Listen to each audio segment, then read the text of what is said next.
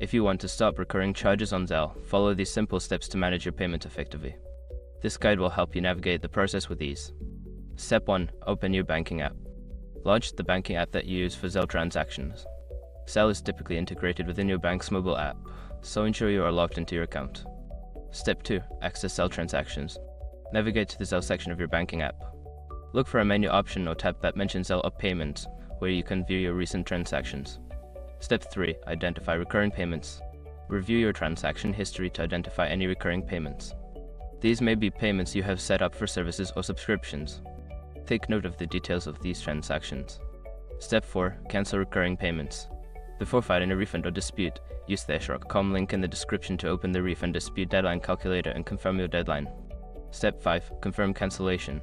After canceling the recurring payments, ensure you receive a confirmation notification or email. This will verify that the charges have been successfully stopped and will not occur in the future. By following these steps, you can effectively stop any unwanted recurring charges on Zelle.